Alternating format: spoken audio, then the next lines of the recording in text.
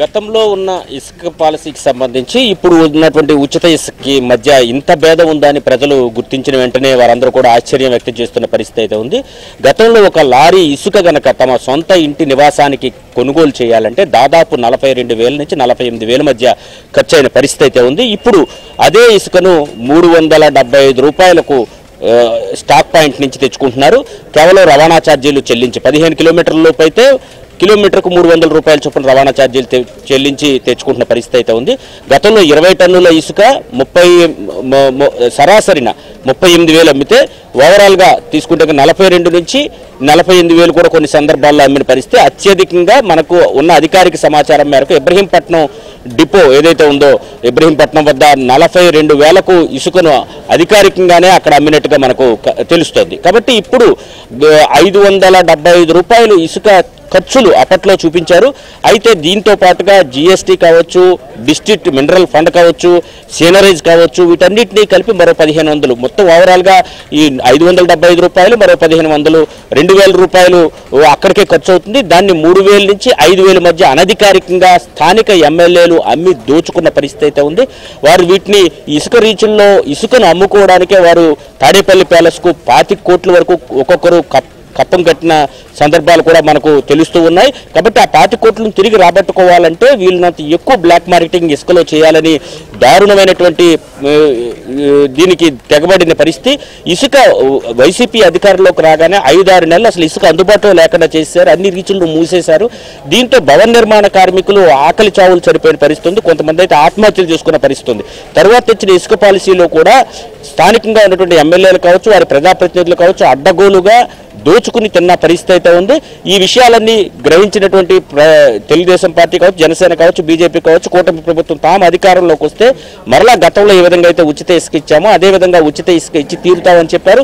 దానిలో భాగంగానే సీనరీస్ ఛార్జీలు కావచ్చు, డిస్ట్రిక్ట్ మినరల్ ఫండ్ కావచ్చు, అదేవిధంగా జీఎస్టీ కావచ్చు, ఇటువంటి ఫీజులు మినహాయించి ప్రభుత్వ ఖజానాకు ₹1 కూడా తీసుకోకుండా పూర్తి స్థాయిలో ఉచిత ఇసుకను అయితే అందించేందుకు నిన్నటి నుంచి రంగం సిద్ధం చేశారు. ఉదయం కొంత కన్ఫ్యూషన్ కారణంగా ఉత్తర్వులు రావడం కాస్త ఆలస్యమైనప్పటికీ కూడా మధ్యాహ్నం నుంచి పూర్తి స్థాయిలో ఇసుక తీసుకువెళ్తున్న పరిస్థితి అయితే ఉంది. దాదాపు 120 స్టాక్ పాయింట్ల వద్ద నిల్వ ఉన్న 48 లక్షల మెట్రిక్ టన్నుల ఇసుకను తీసుకువెళ్తున్న పరిస్థితి అయితే ఉంది.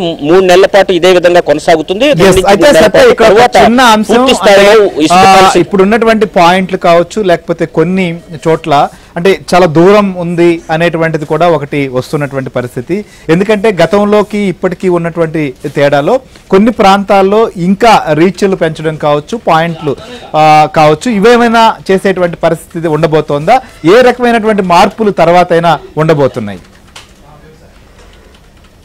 ప్రస్తుతం అయితే రీచ్ల నుంచి ఇసుక ఏమీ తీయడం లేదు. ఎందుకంటే వర్షాకాలం రానున్నది కాబట్టి ఇసుక అయితే తీయడం లేదు. స్టాక్ పాయింట్ల వద్ద నిలవ ఉన్నటువంటి ఇసుకను మాత్రమే ప్రజలకు ఇస్తున్న పరిస్థితి అయితే ఉంది. దీనికి ఎవరైతే అవసరాలు ఉన్నాయో వారందరూ కూడా అక్కడి నుంచి తీసుకెళ్తున్న పరిస్థితి.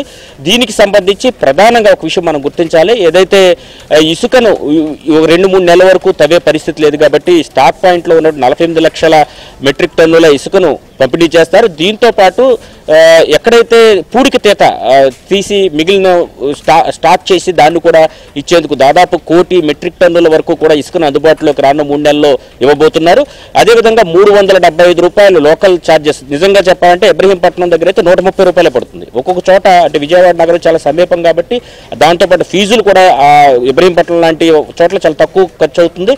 మరోవైపు సాధారణ గత ప్రభుత్వంలో తీసుకుంటే కనుక 1 మీటర్ లోతు మాత్రమే తవ్వాల్సి ఉండగా దాదాపు 750 మిల్లీమీటర్ల వరకు నుంచి 1 మీటర్ మాత్రమే లోతు తవ్వాల్సి ఉంది. 5 నుంచి 10 మీటర్ల లోతు తవ్వేశారు. దానివల్ల నది ప్రవాహం మార్పు కూడా జరిగిపోయిన పరిస్థితి అయితే ఉంది. కాబట్టి పర్యావరణానికి హాని చేస్తూ మరోవైపు వారు జేబులు నింపుకుంటూ సామాన్యులు నానా ఇబ్బందులు పెడుతూ ఇసుక పాలసీని ఇష్టారాజ్యంగా గత ప్రభుత్వం వ్యవహరించింది. ఈ ప్రభుత్వంలో మాత్రం పూర్తి స్థాయిలో ఇసుకను ఉచితంగా ఇవ్వడంతో పాటు కేవలం సీనరేజ్ ఫీజులు కావచ్చు, జీఎస్టీ కావచ్చు, ఇతర ఫీజులు మాత్రమే తీసుకుంటూ మిగతావన్నింటినీ కూడా పూర్తి స్థాయిలో రవాణా ఛార్జీలు మినహా ఎటువంటి ఛార్జీలు వేయకుండా అయితే ఇసుకను అయితే అందిస్తున్న పరిస్థితి. దీని మీద కూడా విపక్షాలు విమర్శలు చేస్తున్న పరిస్థితి అయితే ఉంది. అంటే గతానికి ఇప్పటికీ ప్రజలైతే పోల్చుకుంటున్నారు. ఏం జరుగుతుందో వాళ్ళకు కూడా అర్థమవుతున్న పరిస్థితి అయితే ప్రస్తుతం కనిపిస్తుంది. మీరు అన్నట్లుగా